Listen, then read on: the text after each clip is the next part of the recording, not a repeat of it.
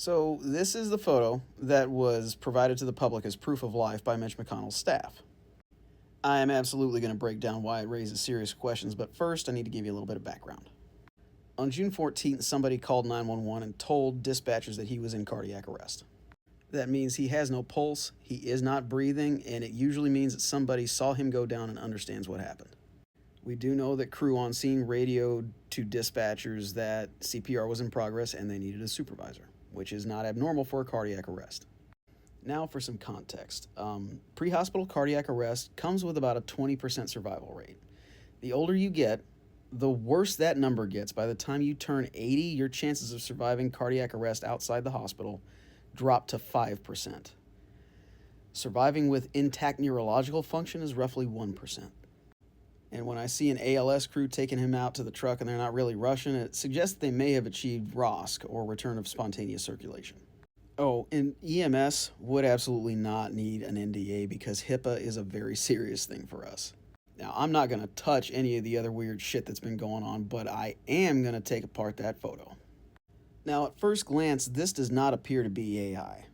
There's no AI gloss, there's no extra fingers, but this does not appear to be any acute care hospital. A patient of his acuity would have had an IV, telemetry, monitors, there'd be equipment everywhere. He's also in personal clothes, which no acute care hospital allows until you're being discharged. And this chair is old. Like, I don't want to know how many cavi wipes they might have used on this thing, kind of old. The kind of hospital that he went to would have had much newer furniture. But I'd like everyone to take a close look at the newspaper. Now, this appears to be an article about Texas A&M baseball star Chris Hacopian. Now, he was picked by the Nationals in the draft, but that happened way after this photo was released to the public. And every article that I know of about him in the last 48 hours was digital only. But the headline is the tell. That's AI. Even the most basic smartphones have cameras that would have taken a pretty clear photo of that print headline. And even if you were to look at this with a higher resolution on, say, YouTube, you can still see the AI sludge.